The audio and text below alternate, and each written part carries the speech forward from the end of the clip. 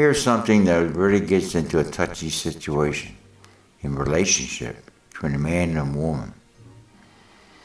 For the longest time, the strength of our youth, we have those intimate moments with one another, which needed to be to procreate and have pleasure with it.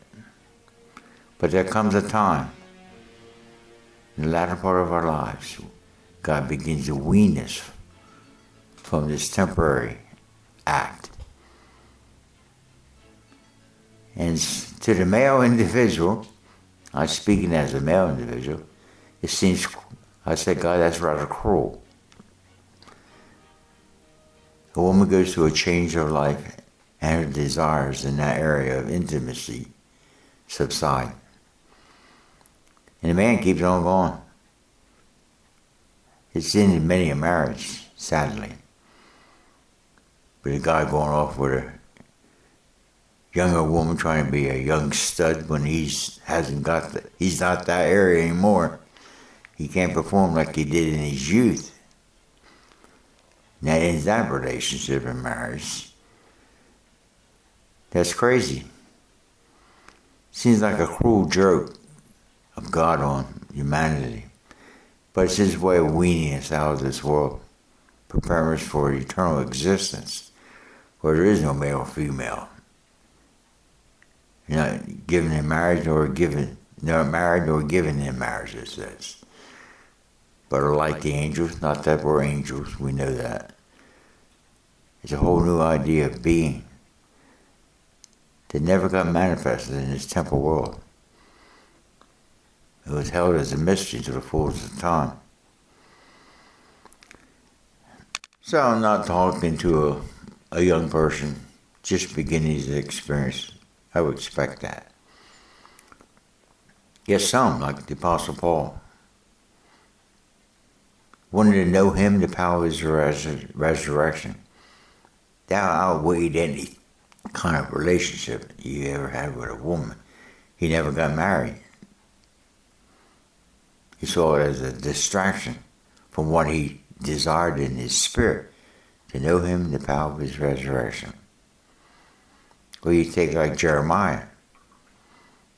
For reasons God told him never to get married. Think he didn't want to get married? But the overwhelming message that he had to give to that nation that day, and the repercussions of that message that would travel through human history, he would never got married. Yet Isaiah was married, had a wife and kids. Different stroke for different folks. Obeying God's command to your life. What they gain out of all this, that's how St. Paul goes on in that. This is coming out of 1 Corinthians 7 when he's talking about relationships with man and woman, widows and stuff like that.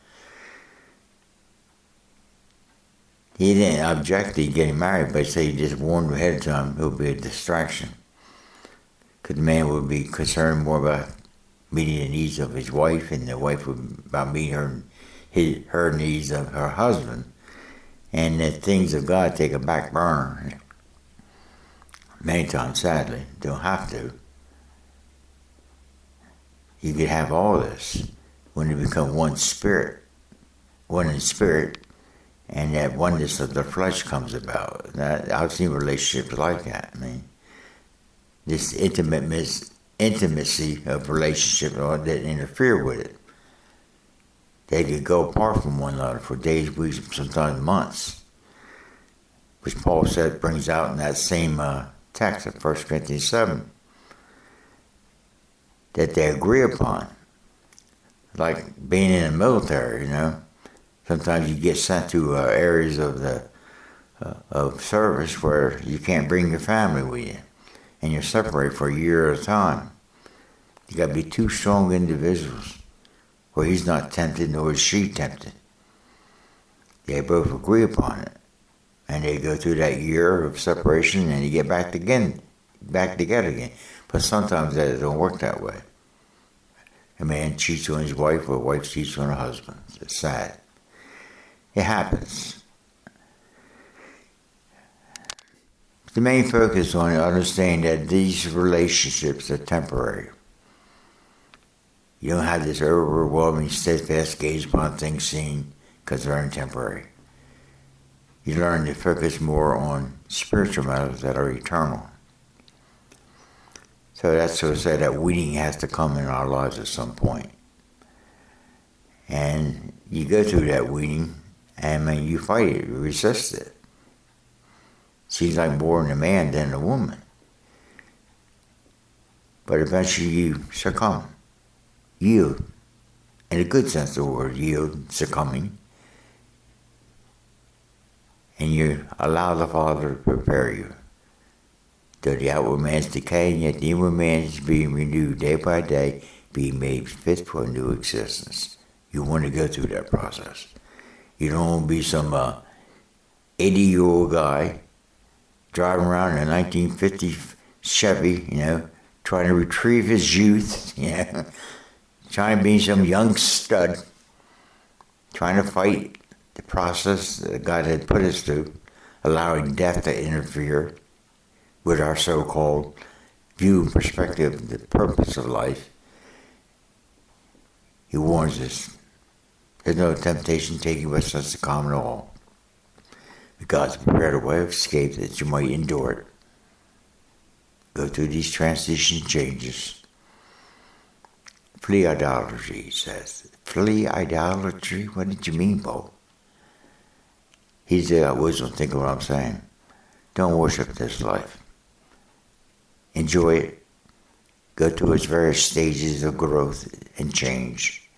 And allow God to get you to see as the meaning purpose of this whole existence, which many don't want to get into that. I get into it. I wanted to know.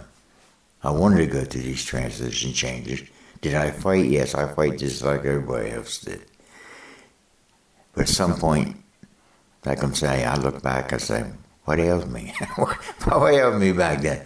Why did I have this overwhelming desires for things that now those desires are gone? I got new desires that come up out of my spirit. That's eternal. I let my soul self go. This ego, I become crucified. Nevertheless, I'm living. And it's no longer I, this young stud. I'm crucified, nevertheless I live, and the life I now live in this flesh. The remainder of my life, I live through the faith of the Son of God.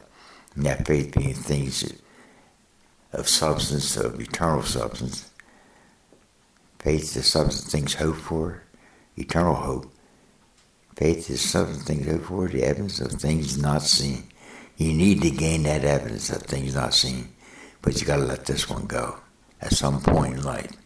I don't expect you in the strength of your youth to see this right now, but you will. You will see it. I never thought I would come to this day where I would be this way, where there's things in my past that were so overwhelming and that controlled my life was a distraction for me.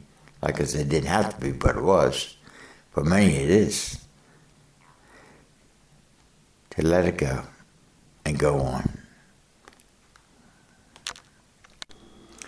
Well, it makes you think of Abraham, Sarah. Here they are in their 90s. And the three men show up at their camp. And two are angels, one is the pre-incarnate Christ. A Christophany, a manifestation of the Son of God in his Zoe body. And he's telling them, after they went off and couldn't wait on God's promise that they would have a son, his seed, it would eventually be the seed of Christ, the Messiah that would save us all. They couldn't wait. He had sex with his handmaiden, Hagar, because Sarah couldn't have children. Ishmael. Big mistake. Well, here is this pre-incarnate Christ telling him, the Lord telling him, that a year from that date they would have a child. Now, Sarah's listening in. She hears this and she laughs. Hear what she says. I, being old, 90-some years old, would have desire for my husband, and she's laughing. And God catches her. The Lord catches her and says to her, you laughed. She says, no, I didn't. He said, what you did. But this time next year, you will have a child. He takes that 90-year-old couple and introduces desires of their youth, intimacy, where they can perform when it was gone. Being dead, in their capacity to reproduce. They produced not only Isaac, but also he had other children beyond that. I guess a lot of men would think that, oh, I wish I could have that happen to me. That was a one-time affair. Eventually he dies. So does Sarah. And they go on. And the seed of Abraham, Isaac and Jacob, to the 12 tribes, the tribe of Judah, would come the Messiah to marry Joseph. Powerful.